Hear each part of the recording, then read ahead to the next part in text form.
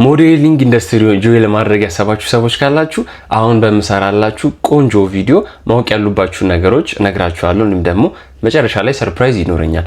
ቪዲዮን ከመጀመሪያ በፊት ግን ይህንን ኮሚኒቲ ለማሳደግ አካውንቴን ሰብስክራይብ ማድረጋችሁ እንዲሁም ደግሞ የደውል ምልክቱን መጫናችሁን እንዳትረሱ።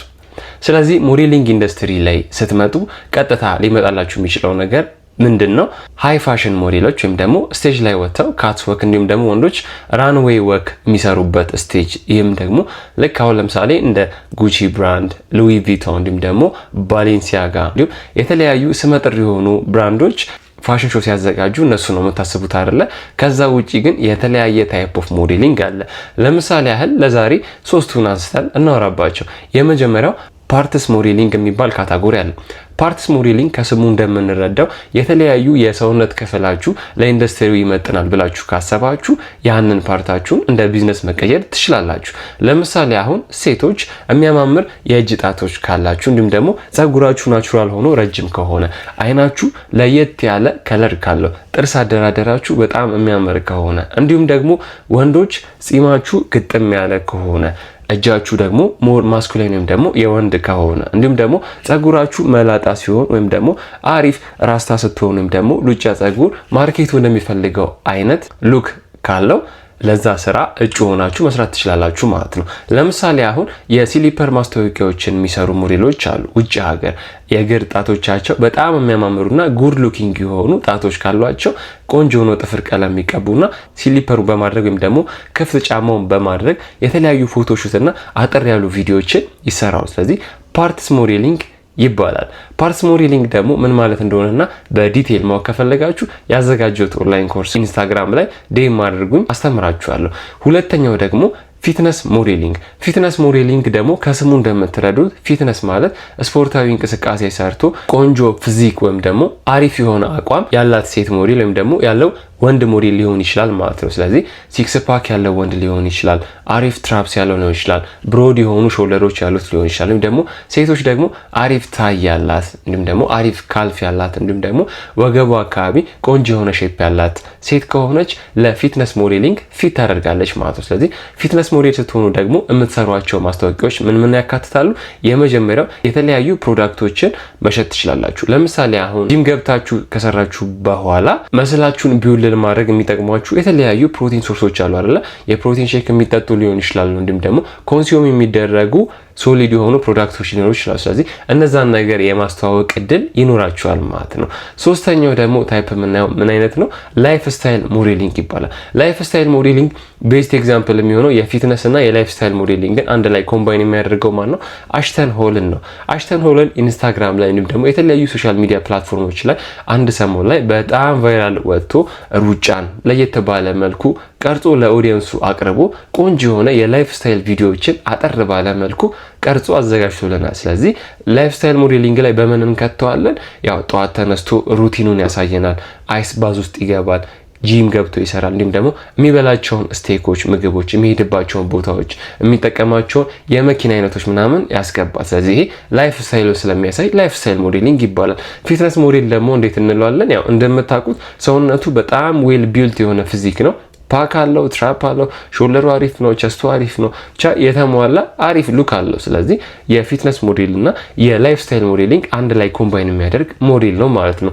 አንድ መርሳት የሌለባችሁ ወሳኝ ቲፑ ምንድነው? እነዚህ ታይፕ ኦፍ ሞዴሊንግ ላይ ራሳችሁ ለየት ባለ መልኩ ለማቅረብ ከፈለጋችሁ ቤስት ወይ ምንድነው? ኢንተርኔት ኢዝ ዘ ዌይ።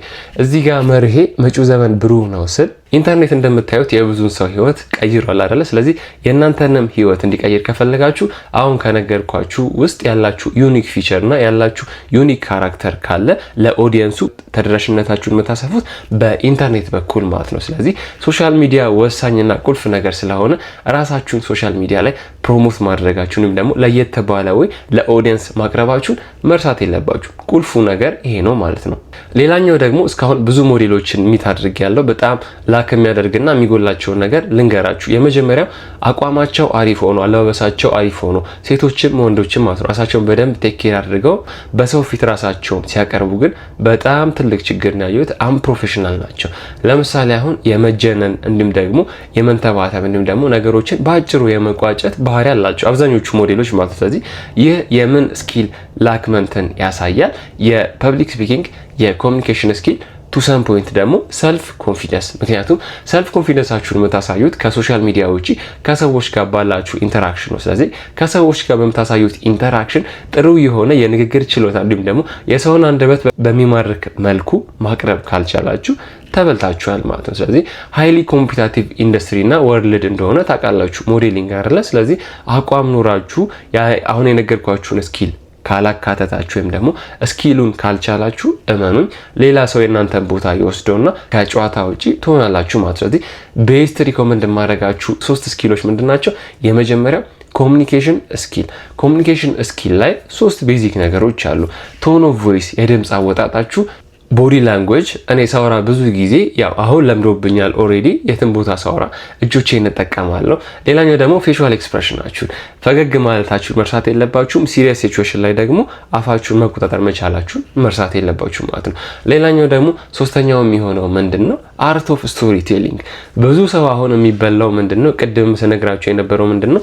ነገሮችን በአጭር መቋጨት የኦዲየንሱን እንዲሁም ደግሞ የፕሮፌሽናል ሰውን ቀልብ ቀጥታ ታጡታላችሁ። ስለዚህ አርት ኦፍ ስቶሪ ቴሊንግ ግን ቪዲዮ ሰራላችኋለሁ። ባጭሩ ግን አርት ኦፍ ስቶሪ ቴሊንግ ማለት የምታወሩትን ነገር በደንብ ዲቴል ኦሪየንትድ ሆናችሁ መናገርና ማውራት መቻል አለባችሁ ማለት ነው። ለምሳሌ ራሳችሁን በሰው ፊት ስታስተዋውቁ ስማችሁን ትናገራላችሁ፣ ቁመታችሁን፣ የትከሻ ስፋት ሊሆን ይችላል፣ የደረት አካባቢ ስፋት ሊሆን ይችላል፣ እንዲሁም ደግሞ ያሳለፋችሁትን ኤክስፒሪየንስ የሞዴሊንግ ስራዎች ላይ እንዲሁም ደግሞ ያላችሁን ቪዥን ድሪሞች መናገር መቻል አለባችሁ ኢንተርናሽናል ስቴጅ ላይ ስትወጡ ማለት ነው። ስለዚህ ኮሚኒኬሽን ስኪል ወሳኙ ስኪል ነው። ሁለተኛው ደግሞ ፐብሊክ ስፒኪንግ። ፐብሊክ ስፒኪንግ በሰው ፊት ራሳችሁን ፕሬዘንት ማድረግ መቻል አለባችሁ። በሰው ፊት ራሳችሁን ፕሬዘንት ስታደርጉ ደግሞ ኦዲየንሱን መርሳት የለባችሁ።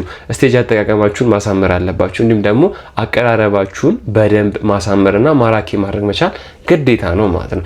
ሶስተኛው ደግሞ የመጨረሻው ቤዚክ ስኪል ማወቅ ያለባችሁ ምንድነው? እንደ ሞዴል ኖዊንግ ሃው ቱ ቢ ፈኒ ወይም ደግሞ ሃው ቱ ቢ ኮሚክ መሆን መቻል አለባችሁ። ሞዴል ሲባል ሁሌ ሲሪየስ ፊት ምናምን እንዳችሁ የምትወጡት ፋሽን ሾው ላይ ነው። ግን ከተለያዩ ሰዎች ጋር ኢንተራክት ስታደርጉ አሪፍ የሆኑ ቀልድ አዘል ጨዋታዎችን ባውንደሪ ሳታልፉ መጫወት መልመድ መቻል አለባችሁ። ምክንያቱም ሰዎች እኛ ስንባል ኢሞሽናል ክሪቸሮች ስለሆነ የሚያገናኘን ሶሻል ክሪቸሮችን ጨዋታ እንዲሁም ደግሞ የተለያዩ አክቲቪቲዎችን በማድረግ ነው ማለት ነው። ስለዚህ ሞዴል መሆን የምትፈልጉ ሰዎች ካላችሁ በኢንተርናሽናል ወይ አሰለጠናችኋለሁ ማለት ነው። ቪዲዮ ከተመቻችሁ ላይክ አድርጉ። እንዲሁም ደግሞ ሞዴሊንግ ኢንዱስትሪ ጆይን ለማድረግ ያሰበ ሰው ካለ ይህንን ቪዲዮ ሼር አድርጉለት። ማወቅ የምትፈልጉት ነገር ካለ ኮመንት ላይ ጻፉልኝ። ቪዲዮ ቶሎ ሰራላችኋለሁ።